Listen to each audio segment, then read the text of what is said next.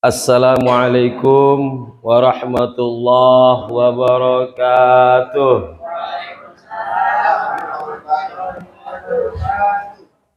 Alhamdulillahi wa kafa. Wassalatu wassalamu ala sayyidil mustafa ahli sidqi wal wafa. Asyhadu an la ilaha illallah wahdahu la syarika lah. Wa asyhadu anna Muhammadan abduhu wa rasuluhu la nabiyya ba'dah. Allahumma salli wa sallim ala sayyidina Muhammadin wa ala alihi wa ashabihi wa man tabi'ahu bi ihsanin ila yaumiddin. Amma ba'du. Faqad qala Allah Ta'ala fi kitabihil karim wa huwa asdaqul qailin. A'udzu billahi minasy syaithanir rajim. Bismillahirrahmanirrahim. Wa ta'awanu 'alal birri wat taqwa wa la ta'awanu 'alal itsmi wal 'udwan. Wa qala aidan man dalladzi yuqridullaha qardan hasana wa yudha'ifu lahu wa lahu ajrun karim. Wa qala Rasulullah sallallahu alaihi wasallam silahu ummati minal ilmi wal mal.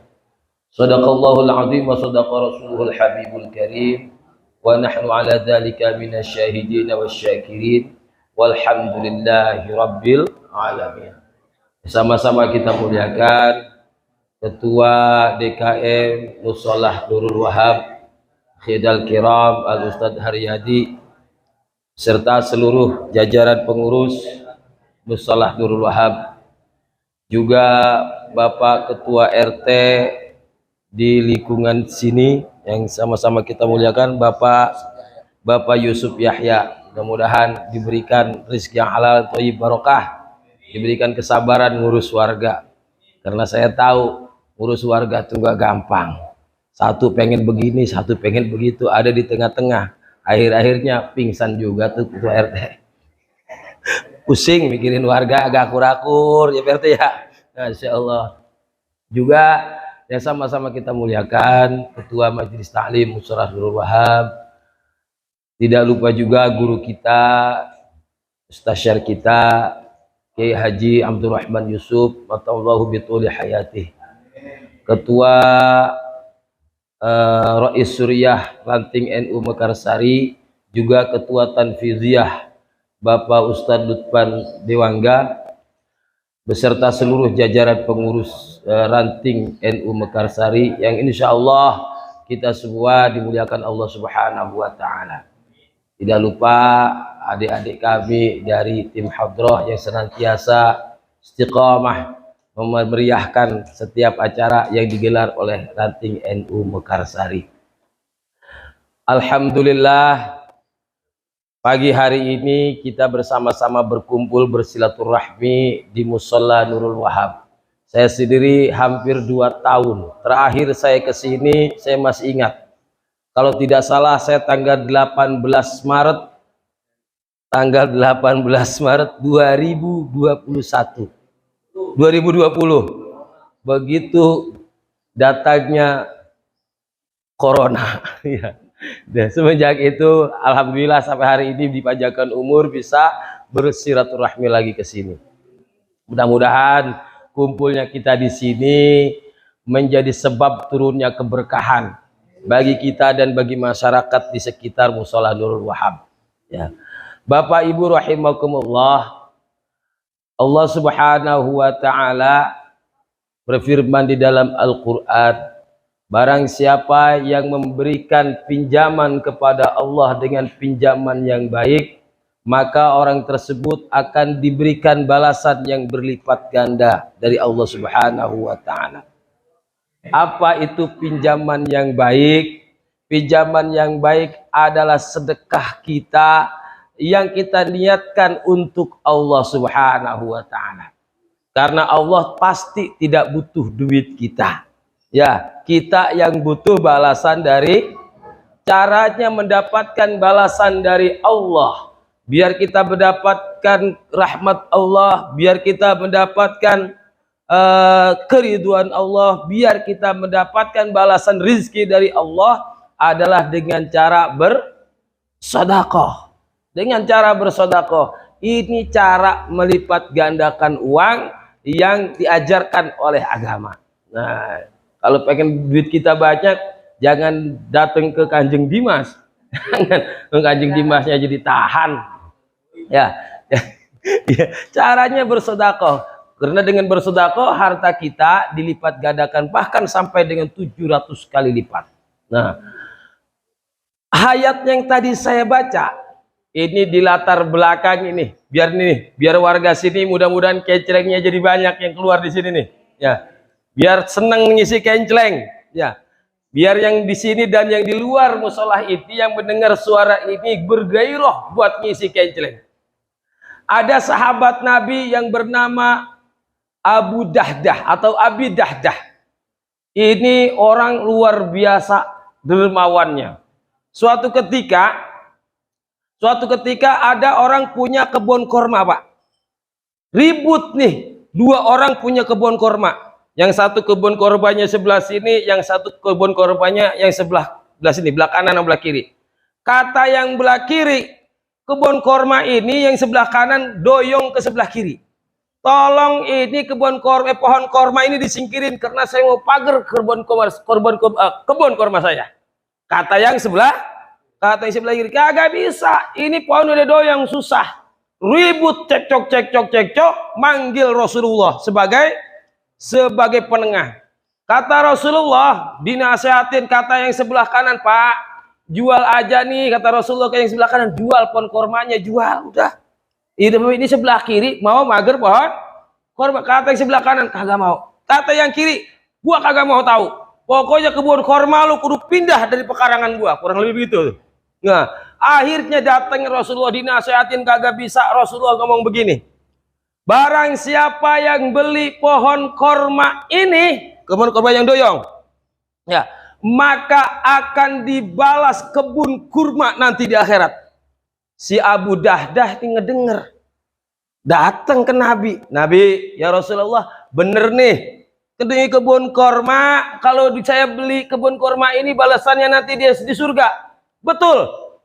Oleh Abu Dahdah, baiklah, kebun korma yang pohon korma yang doyong ini saya bayarin dengan apa? Dengan 600 pohon korma saya, beserta lahan, rumah, villa dan lain sebagainya. Ada tempat istimewanya, ada tempat bagusnya. Kaget nih orang.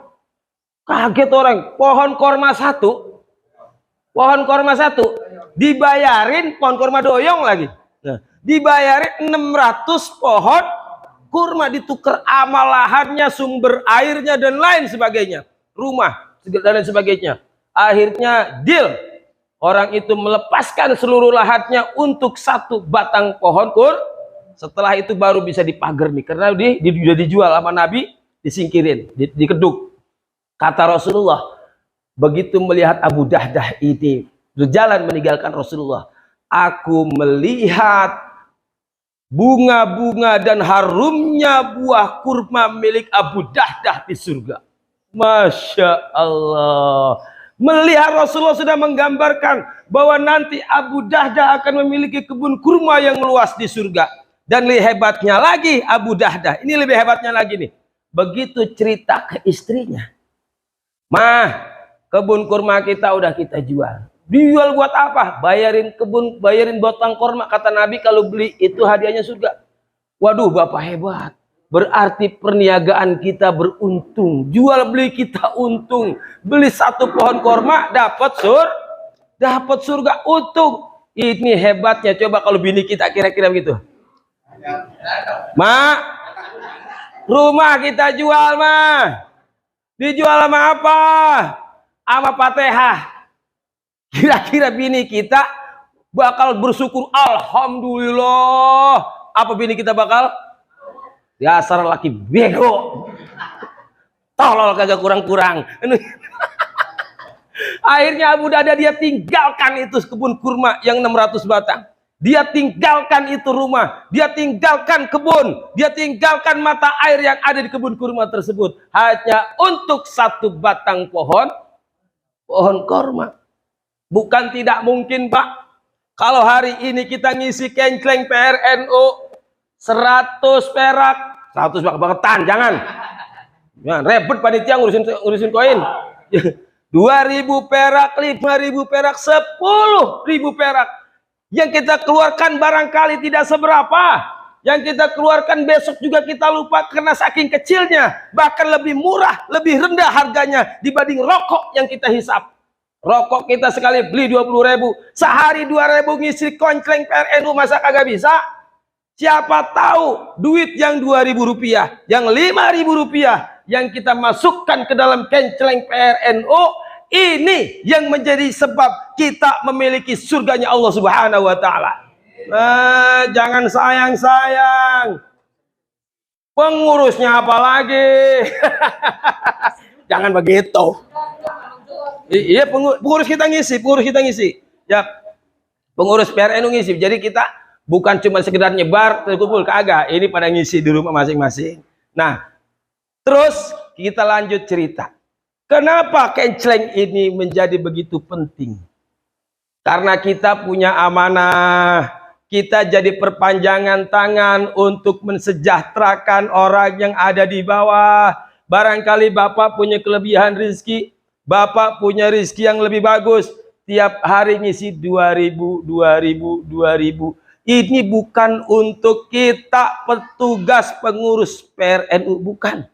Tujuannya apa? Yang pertama, membentengi akidah orang-orang Tambun, terutama warga Mekarsari. Itu tujuan kita. Sosialisasi kita begini, Pak. Datang kita ke musola, datang kita ke masjid.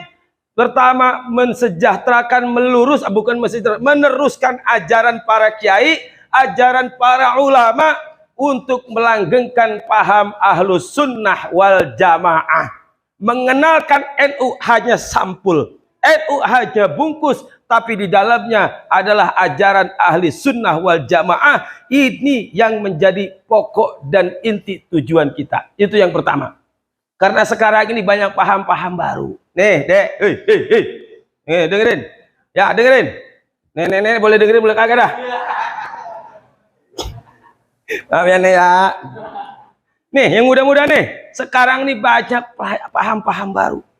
Datang nih, masuk ke Tambun, masuk ke Bekasi.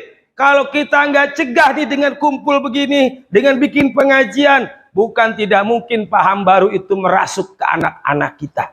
Kita barangkali selamat, tapi anak-anak kita. Maka jagain kampung kita nih, minimal kampung kita, minimal musola, agar paham Ahlus Sunnah tetap ada dan lestari di sini. Apa itu paham Ahlus Sunnah? Paham yang diajarkan oleh kiai. Dari kiai datang ke kiai bersambung sampai ke Nabi Muhammad sallallahu alaihi wasallam. Cirinya apa? Ahlus Sunnah pertama mengajarkan tentang sunnah wal jamaah, kebersamaan. Bentuknya apa? Bentuknya kalau dilihat masjid itu musola ada kunutan kalau subuh. Kunut, bukan kunutan, kunut. Alhamdulillah di sini mah kunut ya. Terus diajarkan sifat 20. Ini akidahnya. Dek, ngaji sifat 20. Kagak? Yuk, sama-sama. Hafal belum? Sama-sama. Yang udah hafal ngikutin saya. Bismillahirrahmanirrahim. Wujud qidam baqa mukhalafatul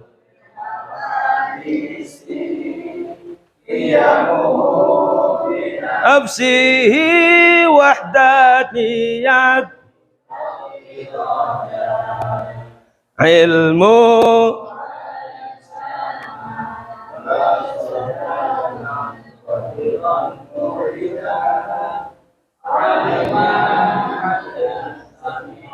basiran mutakalliman. Nah, itu sifat 20. Belum ngaji sifat 20?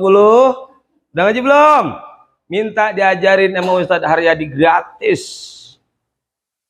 Bodoh, itu menunjuk aja ya kan. Sibuk-sibuk, muka kagak.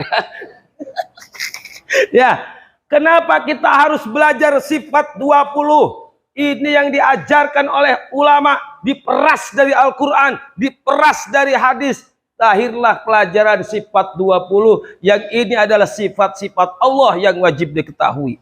Adapun sifat Allah bisa jadi miliaran, bisa jadi triliunan.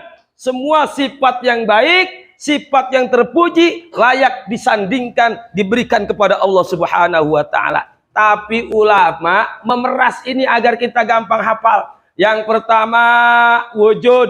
Apa artinya wujud? Wujud itu ada. Jadi Allah itu pasti ada. Mana petunjuk, mana dalilnya kalau Allah itu ada?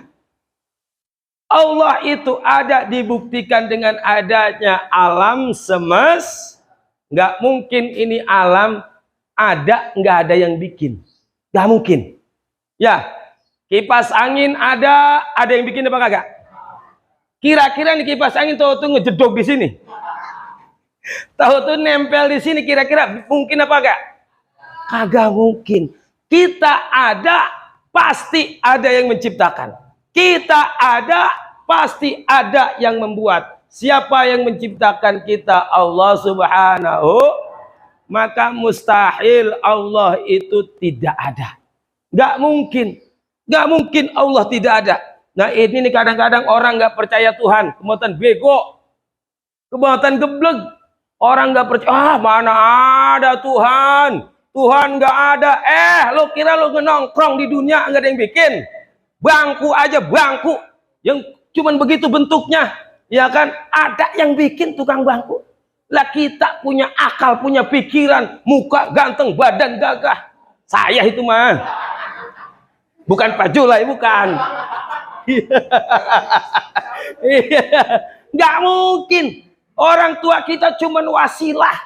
Orang tua kita cuman perantara. Buktinya apa orang tua cuman perantara? Banyak orang tua yang mohon maaf, belum dikasih rezeki anak. Kalau orang tua bikin anak, pasti anaknya ganteng-ganteng, gak kayak Pak Julai. Karena pengen anaknya ganteng. Kenapa tiba-tiba kita keluar pesek? Ya kan, ketika keluar bentuknya orang tapi enak dilihat misalnya, karena ini bukan buatan orang tua kita. Kita cuma nerima jadi dari Allah Subhanahu. Kalau orang tua kita yang membentuk badan kita, muka kita, rambut kita, bibir kita, hidung kita, pasti nih hidungnya mancung kayak orang India, ya orang Arab.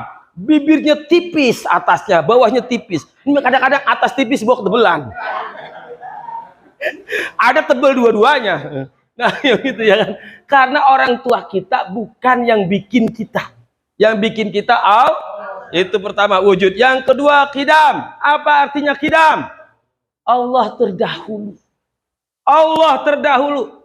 Tidak ada yang lebih dahulu dibandingkan Allah. Kalau ditanya kapan adanya Allah kalau terdahulu? Ayo kapan? Jawabannya sebelum pertanyaan itu ada. Allah udah ada. Nah gitu. Sebelum pertanyaan itu ada, Allah udah ada. Kapan? Gak ada yang tahu. Nah gitu ya. Jadi mustahil Allah belakangan. Mustahil Allah belakangan. Alam dulu baru yang bikin. Kira-kira Bu, kira-kira ada tukang bangku. Bangkunya dulu ngejedok baru yang bikinnya lahir. Mungkin nggak gitu?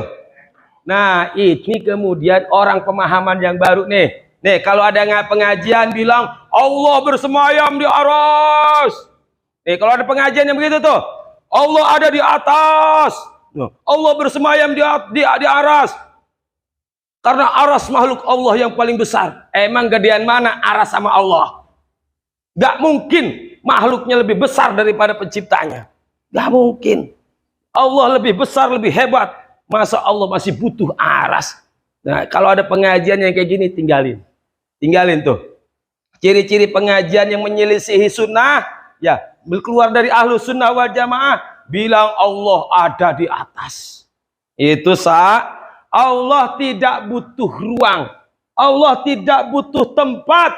Allah tidak butuh apapun. Karena kalau masih butuh, berarti Allah sama dengan makhluk. Betul nggak? Butuh duit nggak Ustaz? Pak RT butuh duit? Bini. Kalau masih butuh bukan Tuhan. Kalau masih butuh bukan Allah. Allah tidak butuh apa-apa. Allah terdahulu tidak membutuhkan apapun untuk terdahulunya Allah. Nah, maka mustahil Allah belakangan. Terus wujud kidam bako mukhalafatul lil hawadis. Allah berbeda dari apa yang diciptakan belakangan, dari yang ada belakangan. Ya, karena Allah lebih dulu, Allah berbeda sama makhluknya. Kalau Allah dikatakan misalkan ada pemahaman orang sebelah berarti sebelah doang nih.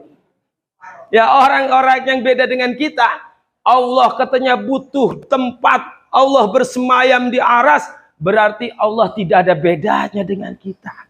Betul? Allah berbeda dengan kita. Allah nggak mungkin sama dengan kita. Mukhalafatul lil hawadisi, berbeda dengan datang belakangan. Siapa yang datang belakangan? Ya makhluknya Allah selain Allah. Gunung belakangan karena lebih dahulu Allah. Langit belakangan karena lebih dahulu Allah. Manusia belakangan lebih dahulu Allah. Ini kadang-kadang ada pemahaman begini Pak nih. Pemahaman yang salah deh nih, jangan diikutin. Allah itu berjasad. Tangan Allah, ya Allah punya tangan. Allah punya kaki. Bahkan ada yang mengatakan duduknya Allah di singgasana seperti duduk saya. Na'udzubillahi min dzalik. Menyamakan dirinya dengan Allah dan menyamakan Allah dengan dirinya. Na'udzubillahi min. Kalau Allah duduknya seperti manusia, apa bedanya Allah dengan manusia? Sementara Allah pasti berbeda dengan manusia, berbeda dengan malaikat, berbeda dengan langit dan lain sebagainya.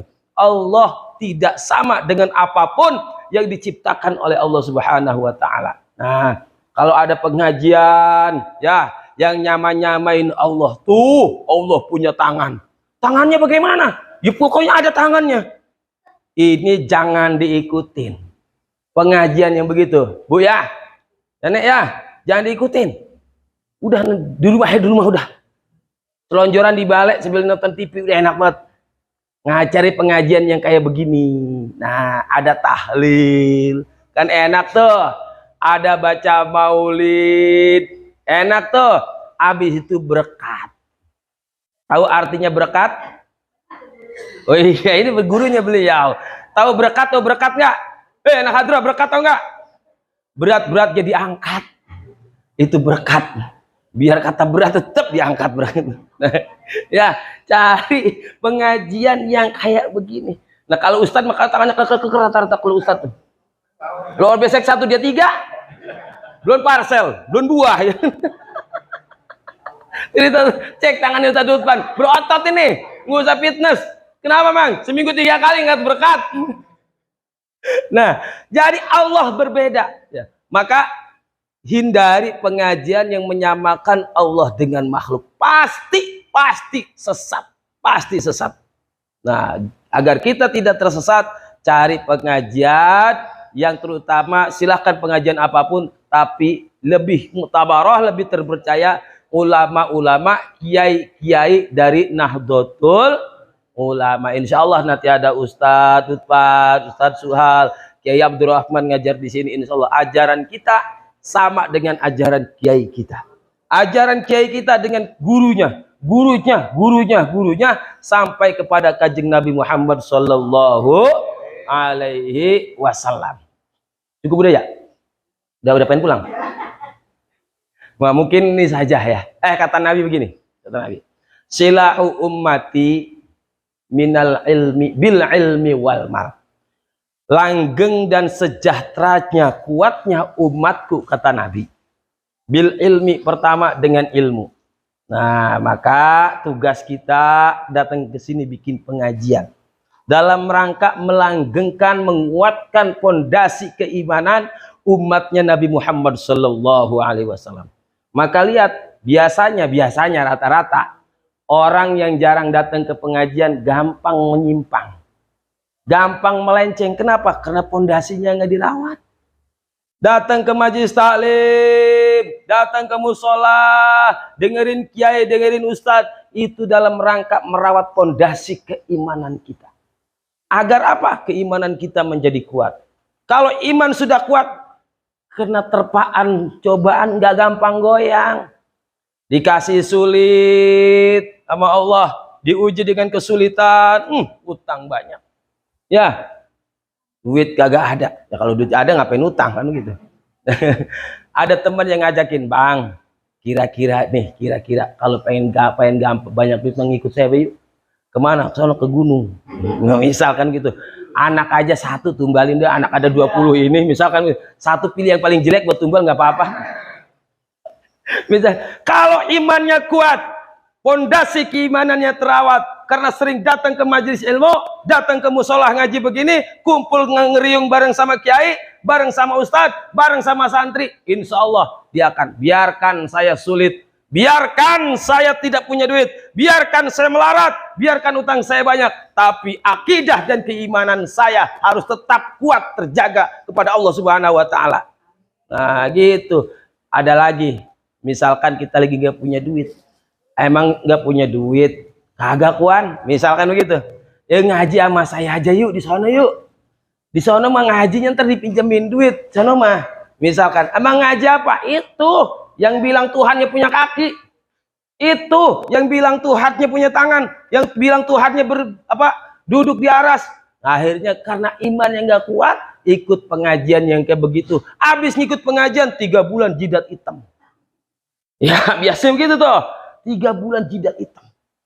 6 bulan pantat capek kapalan. Ya gitu ya. Sama orang udah mukanya begini nih. Nih neraka nih. Ini nenek nih, orang salah lagi nih. Oh bukan. Yang begini nih celananya tuh. Celananya nutupin mata kaki. Ini calon neraka. Udah begitu tuh. Ngaji 6 bulan, orang dianggap masuk neraka semua. Dia aja baru tobat. Baru tobat 6 bulan orang dikafir-kafirin. Orang dimurtad-murtadin. Orang dibidah-bidahin. Gara-gara apa? Gara-gara salah ikut pengajian. Kegoda sama duit. Kegoda sama makanan. Ngaji di majelis saya aja yuk. Entar ada pinjaman duitnya. Tapi kalau kerawat keimanannya, kerawat akidahnya, begitu datang ke majelis ilmu, ini menyimpang nih. Dah, biar kata gue dipinjemin duit 2 miliar, duitnya doang gue ambil ngaji moga. Gitu ya kan. Nah gitu ya. Terus salahu ummati bil ilmi, dengan ilmu. Maka jangan malas datang ke pengajian, jangan malas datang ke majelis ilmu ya. Begini Pak, kita ini ada jaminan enggak ibadah kita udah benar semua? Ada yang udah ngejamin ibadah saya benar, bacaan saya mufasih, sholat misalkan sholat, rukun sholat udah ketutup semua, rapi semua, Fatihah saya udah bagus semua. Ada yang bisa begitu? Belum. Ya, barangkali saya aja belum. Barangkali kita belum. Tapi kalau orang itu istiqomah datang ke majelis ilmu, niatin, saya mau ngaji seminggu sekali, saya mau ngaji sebulan sekali. Kata Imam Nawawi, kalau dia berniat seperti itu, berarti dia niat jadi santri, jadi pelajar. Yang seharusnya ibadahnya karena rukunnya salah, rukunnya tidak bagus, syarat sahnya tidak terpenuhi, seharusnya nih ibadah tidak diterima karena dia ngaku sebagai santri, niat jadi murid, niat jadi orang yang belajar, ibadahnya diterima oleh Allah Subhanahu wa Ta'ala. Maka niatin ya, ngaji sebulan sekali. Udah mau gurunya rada-rada bagaimana, udah ngaji, udah datang ketemu guru, cium tangan yang dalam begitu tuh ya, niat nyari berkah. Nah gitu. Nah ketemu guru cium tangan, karena ajaran sebelah orang-orang yang sekarang nyimpang nih, katanya nyium tangan guru musyrik. Masya Allah, nyium tangan guru musyrik. Orang kita nyari berkah, ngalah berkah dianggap musyrik. Nyium tangan orang tua nggak boleh, musyrik. Coba itu, musyrik itu kalau kita nyembah kuburan, minta sama memedi, minta sama setan, itu musyrik. Ini mah kita nyium tangan guru, nyari berkah, bakti kita, hormat kita, bukti kita bahwa kita cinta sama guru kita, kita cium tangannya. Ya walaupun guru habis makan ikan asin, kita cium udah tuh, guru tangannya habis. Di rumah cuma ada ikan asin doang, ya. Pantes tuh guru kemana-mana diikutin kucing. Rupanya tangannya belum bisa habis. Ya, cium tangan guru. Ya, terus apalagi tadi? Dengan ilmu. Dengan kedua, dengan harta. Tegaknya umat Islam ini, umatnya Nabi Muhammad dengan harta. Maka bagi yang punya rizki, ayo sama-sama ngisi kenceleng sehari 2.000, ngisi kenceleng seminggu misalkan 20 ribu, ya ngisi kenceleng misalkan sehari 1.000, gak apa-apa. Yang penting kita berpartisipasi, terlibat langsung menegakkan umatnya Nabi Muhammad Sallallahu Alaihi Wasallam. Penutup, ayo sama-sama kita nyari guru yang benar. Di Tambun gak usah susah-susah, nyari guru yang ada tulisan NU-nya, udah cukup dah. Pak, ada Ustadz, tanya Ustadz. Pak Ustadz orang NU, iya, udah ngikut guru. Ustadz ibadahnya sama orang NU, sama, udah jadiin guru. Tapi kalau misal ketemu Ustadz, aduh NU itu musyrik, waduh NU kafir itu, waduh NU murtad itu, NU menyimpang itu. Udah buru-buru aja, buru-buru ambil batu lempar. Jangan ke dia, didenda kita, lempar kemana kek, itu pergi gitu. Ya mungkin ini saja yang bisa saya sampaikan. Kurang dan lebihnya mohon maaf. Ada kata-kata barangkali tidak pas, tidak berkenan di hati Bapak Ibu sekalian, di hati adik-adik sekalian. Yang benar dari Allah, yang buruk, yang salah karena kebodohan saya.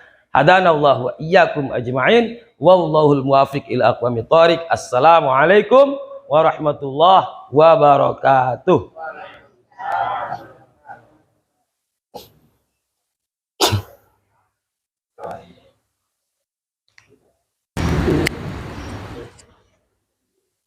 Ya, doa. Terima kasih kepada Bapak di Dua Khalid yang telah memberikan mobil hasanahnya kepada kita semua. Sebelum ditutup dengan doa, saya selaku pembawa acara mohon maaf apabila ada salah-salah kata, kurang lebihnya mohon maaf. Wallahul muwaffiq ila aqwamit thoriq. Wassalamualaikum warahmatullahi wabarakatuh.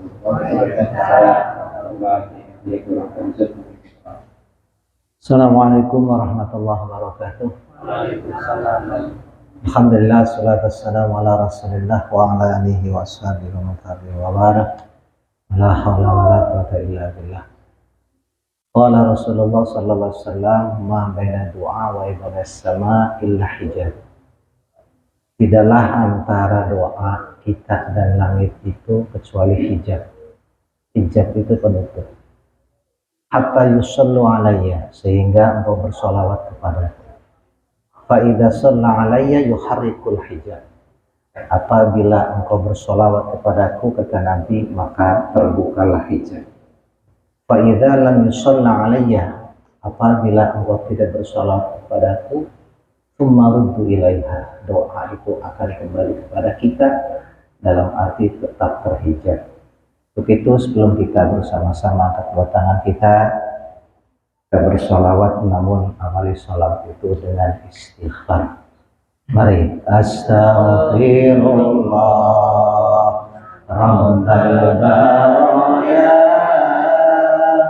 astaghfirullah minal khataya, Rabbi zidna ilman nafi'a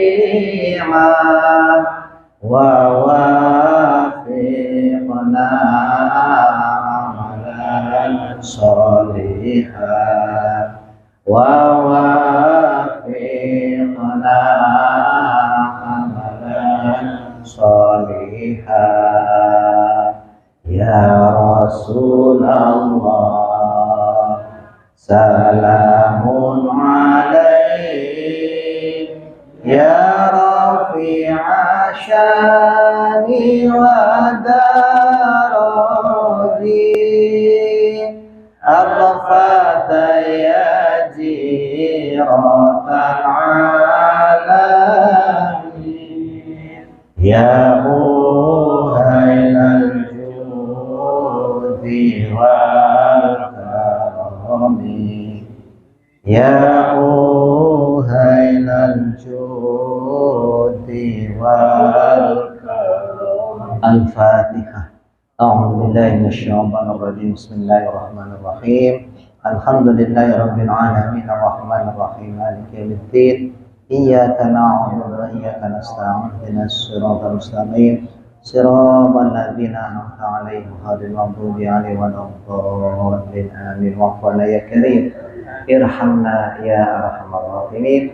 اللهم بحق الفاتحة وبسر الفاتحة وبكرمة الفاتحة وبمعجزة الفاتحة يا خارج الهم يا كاشف الغم يا من يعافي يغفر ويرحم يا دافع البلاء يا الله يا دافع البلاء يا رحمن يا دافع البلاء يا رحيم يا رب بالمصطفى بلغ مقاصدنا واغفر لنا ما مضى يا واسع الكرم يا رب بالمصطفى بلغ مقاصدنا واغفر لنا ما مضى يا واسع الكرم يا رب بالمصطفى بلغ مقاصدنا واغفر لنا ما مضى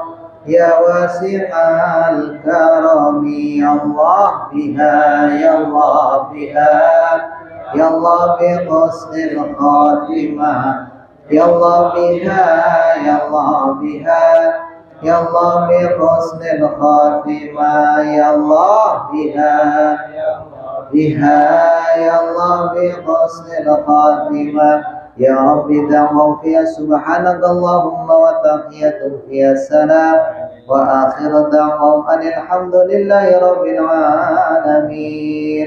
والله الموفق لكم الطريق. السلام عليكم ورحمة الله وبركاته.